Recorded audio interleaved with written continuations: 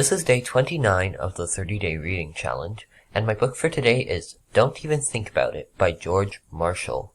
There is a fiction book that goes by the same title, so make sure to type in the author's name, or you can search the full title, which is Don't Even Think About It, Why Our Brains Are Wired to Ignore Climate Change.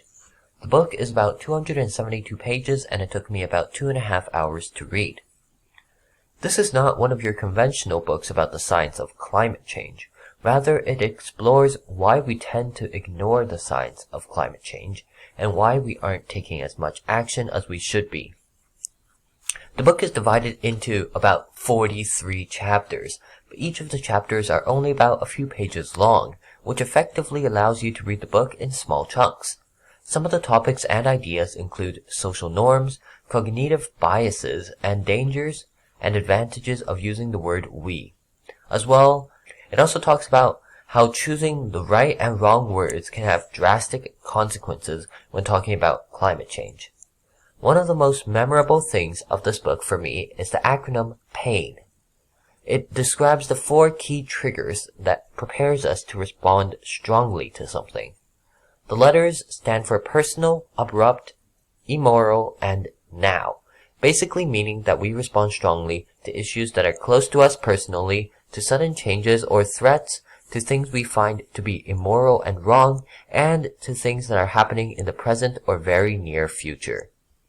This book is one that contains an immense amount of examples, experiments, studies, and talks with scientists, environmentalists, anti-climate change citizens, and more. It really helped me to further understand why we aren't taking as much action on something so important. As well, there are plenty of concepts about psychology in case you're interested in that like I am. As mentioned before, the chapters are relatively short and concise, so you can read it during breaks and not worry about cutting off in one chapter. Finally, it offers some insight into how to get people to listen to you regarding climate change and other similar topics. Although the book opened my mind, I found it a little repetitive and boring at times, since I was slightly inundated with the wave of examples. There's also relatively little information in the book regarding what we can do as citizens, but in the second last chapter it does attempt to acknowledge that a bit by stating how we can dig our way out of this hole. The author does also say that that chapter is highly biased, but I still think it's a good idea to read that.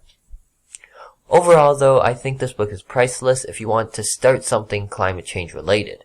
It'll show you how people think and react and what you should do to increase the chances of them acting and supporting you. If you're a change maker, someone who is interested in climate change and human psychology, or someone who advocates and leads, then don't even think about skipping this book. You'll find a lot of information from all sorts of sources and perspectives and on a plethora of topics relating to climate change and human psychology. So that's my book for today. I hope this book helps you see climate change through a different lens and opens your eyes to the issue that plagues our Earth. If you have any questions or suggestions, let me know. If you've read the book or if I've missed anything, feel free to share any thoughts and feelings. Thank you all for listening and happy reading.